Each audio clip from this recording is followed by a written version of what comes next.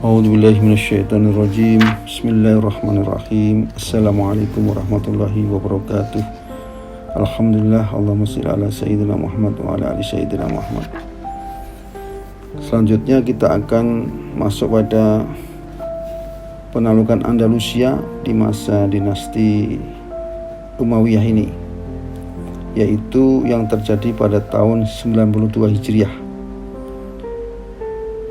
Penaklukan Andalusia dianggap sebagai sebuah perluasan dari gerakan penaklukan Islam secara umum yang pada awalnya didasari oleh keinginan untuk menyebarkan agama Islam dan menyampaikannya kepada seluruh manusia.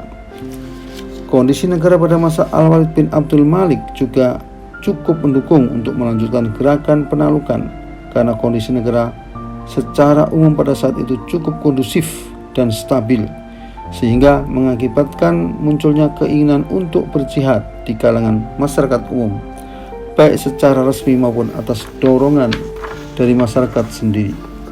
Dan di samping itu, kondisi negara di Afrika juga sudah stabil, dan kaum muslimin yang berada di sana juga telah menantikan kesempatan untuk kembali berjihad. Andalusia sendiri pada saat itu dipimpin oleh bangsa Gotik dari barat dengan raja mereka Rodrik.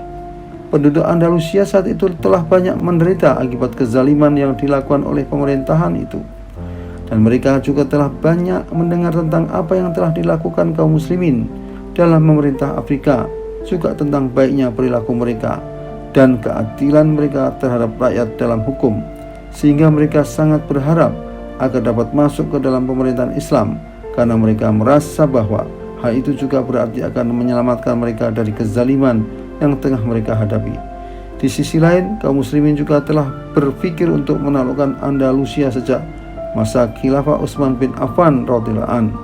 Ditambah lagi dengan banyaknya bangsa Berber yang telah masuk Islam dengan penuh kesadaran, dan sebagian dari mereka juga ada yang ditugaskan untuk mengurus hal-hal yang berkaitan dengan administrasi dan militer di Afrika Utara. Semua ini menumbuhkan semangat yang besar di dalam diri mereka untuk menyebarkan Islam dan membuka wilayah yang baru. Dan bagi mereka, Andalusia adalah negeri terdekat yang paling memungkinkan untuk ditaklukkan saat itu. Musa bin Nusair, gubernur Afrika pada masa itu, juga telah mulai berpikir secara teknis tentang penaklukan Andalusia. Untuk itulah pada tahun 91 Hijriah, ia mengirimkan sebuah pasukan kecil yang beranggotakan 500 prajurit dan dipimpin oleh Tarif bin Malik untuk menyeberang menuju Andalusia. Pasukan kecil ini berhasil memukul beberapa wilayah di selatan Andalusia dan kemudian kembali dengan selamat dan membawa banyak harta rampasan perang. Keberhasilan ini menjadi pendorong bagi Musa untuk menyiapkan pasukan yang lebih besar untuk melaksanakan penaklukan. Pasukan Tariq bin Ziyad. Tariq bin Ziyad adalah salah seorang pemimpin bangsa Berber yang dipercaya oleh Musa bin Nusair untuk mengatur wilayah Afrika Utara. Ia dikenal sebagai seorang pemberani, taat beragama dan baik keislamannya. Musa bin Nusair menunjuknya untuk memimpin sebuah serangan militer yang terdiri dari 12.000 prajurit untuk menuntaskan misi penaklukan Andalusia. Tariq bersama seluruh pasukannya berhasil menyeberang ke Andalusia dengan bantuan dari Julian, gubernur wilayah Sabatah. Tariq bersama pasukannya tiba di negeri Andalusia dan meninggalkan kapal-kapal mereka. Kemudian Tariq berkhutbah di hadapan pasukannya, mendorong mereka untuk berjihad dan berusaha meraih apa yang ada di sisi Allah Ta'ala. Kemudian mereka mulai menaklukkan sejumlah wilayah dan berhadapan dengan pasukan Gotik dalam sejumlah pertempuran. Dan pada waktu itu Raja Spanyol Rodrik telah bergerak menuju selatan dengan memimpin pasukan yang berjumlah 100.000 prajurit. Pasukan besar ini bertemu dengan kaum muslimin yang dipimpin oleh Tariq bin Ziyad. Sebagian besar dari pasukan Tariq bin Ziyad berasal dari bangsa Berber, dan hanya 300 orang dari mereka yang berasal dari bangsa Arab. Dan Raja Spanyol Rodrik telah mengirimkan salah seorang mata-matanya untuk menyusup ke dalam barisan pasukan kaum muslimin untuk kemudian melaporkan informasi tentang kaum muslimin kepadanya. Beberapa waktu kemudian mata-mata itu kembali dan menyerahkan laporannya kepada Rodrik. Di antara isi laporannya adalah, "Sungguh engkau telah didatangi oleh orang-orang yang tidak menginginkan apapun kecuali kematian, atau mereka merebut apa yang ada di bawah kakimu ini. Mereka datang dengan tekad untuk bertahan karena tidak ada tempat untuk melarikan diri bagi mereka di tanah ini, dan mereka juga tidak memiliki kapal yang dapat digunakan untuk menyeberangi laut. Mendengar laporan ini, Roderick menjadi sangat gelisah, sehingga ia segera memobilisasi kekuatan pasukannya untuk menghadapi kaum muslimin, dan ia berhasil menghimpun pasukan yang berjumlah sekitar 40.000 prajurit.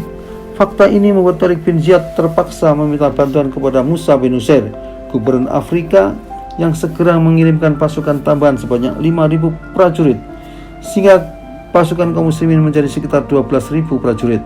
Dan pasukan ini akan berhadapan dengan 40.000 pasukan Spanyol yang sangat percaya diri dengan besarnya jumlah dan persiapan mereka.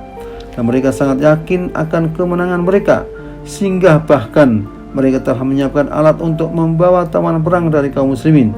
Dan Roderick sendiri pada saat itu membawa beberapa gerobak yang berisi harta bendanya, sementara ia sendiri berada di atas dipan yang ditarik oleh 3 ekor bagal yang saling terikat satu sama lainnya. Dan di atasnya terdapat sebuah kubah yang dimahkotai dengan permata dan batu mulia. Dan untuk menutupi tubuhnya, Roderick mengenakan pakaian yang terbuat dari mutiara. Dan terdapat juga sejumlah binatang yang tidak membawa apa-apa kecuali tali untuk mengikat tawanan perang kaum muslimin. Semua ini mereka lakukan karena mereka tidak ragu sedikit pun untuk kemenangan mereka atas kaum muslimin. Lalu mereka akan menawan atau membunuh mereka. Karena memang pasukan Spanyol jauh lebih terorganisir, peralatan yang mereka miliki jauh lebih banyak, dan persiapan mereka pun lebih sempurna. Apalagi mereka juga lebih mengetahui tentang kondisi medan tempur dan jalan-jalannya dibandingkan kaum muslimin. Dan mereka juga lebih dekat dengan sumber-sumber bantuan, dan seluruh faktor yang berhubungan dengan materi berada di pihak mereka. Kedua pasukan bertemu di lembah Lekkah di dekat Sazunah yang berada di barat daya Andalusia. Pertempuran dimulai pada hari Ahad 28 Ramadan 92 Hijriah dan terus berlangsung selama 8 hari. Selama pertempuran, kaum muslimin mampu melakukan perlawanan dengan baik. Dalam perang itu mereka mempersamakan 3.000 orang prajurit yang gugur sebagai syahid, dan jumlah itu hampir sama dengan seperempat pasukan. Namun demikian, mereka tetap bersabar dan menguatkan kesabaran mereka dalam pertempuran. Semoga Allah merahmati Tariq bin Ziyad saat mewakili perasaan pasukan mujahidin yang bertempur. Pada saat itu ia berkata, "Dan tidaklah kami mempedulikan bagaimana jiwa-jiwa kami akan keluar selama kami berhasil mendapatkan apa yang sepadan dengan itu." Pertempuran ini ada beberapa keunggulan yang dimiliki pasukan muslimin, yaitu akidah yang kuat, cinta kematian, keinginan untuk mendapatkan syahid, hubungan yang kuat antara individu pasukan, ketekunan kesiapan mereka untuk menyiapkan semua kekuatan materi. Semua keunggulan ini pada kenyataannya mampu mengalahkan seluruh kekuatan materi yang sepertinya berpihak kepada pasukan Spanyol. Dan karena itulah perang ini berakhir dengan kemenangan di pihak kaum muslimin dan terbunuhnya Roderick, Raja Spanyol. Di samping itu, ribuan dari prajurit mereka berhasil ditawan dan diikat dengan tali-tali yang sebelumnya telah mereka siapkan untuk mengikat kaum muslimin. Salah satu hasil yang didapat kaum muslimin dari perang ini adalah terbukanya jalan bagi mereka untuk menundukkan wilayah Andalusia yang lain dan menyebarkan agama Islam di sana. Dan sejarah mencatat bahwa kaum muslimin mendapatkan dukungan dan kerjasama dari penduduk asli Spanyol dalam menghadapi pemerintahan asli mereka, karena sebelumnya mereka telah mengetahui akan keadilan Islam dan tingginya toleransi yang dimiliki oleh kaum muslimin. Namun Tariq tidak berpuas diri dengan kemenangan ini, karena ia terus bergerak untuk menaklukkan kota-kota Spanyol lainnya, meskipun ia juga menghadapi perlawanan yang keras dari kota-kota tersebut. Tariq berhasil menaklukkan Sevilla dan Cordoba. Setelah itu pasukannya dibagi menjadi 2 bagian, lalu masing-masing dari pasukan itu pergi untuk menaklukkan wilayah yang lain.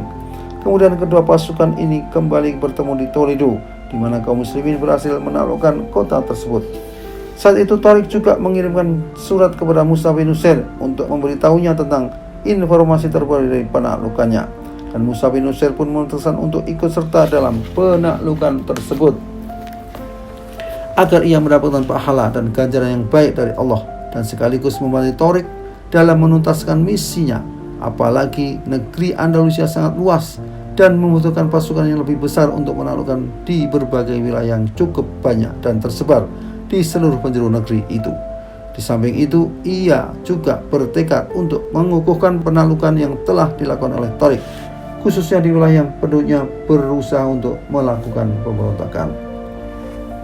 Kita cukupkan pada bagian ini, kita akan lanjutkan nanti pada bagian berikutnya, yaitu pasukan Musa bin Nusir yang dipimpin oleh beliau sendiri ke Andalusia, dan kita akan tambahkan juga nanti pasukan di Birat Asy-Syuhada. Assalamualaikum warahmatullahi wabarakatuh.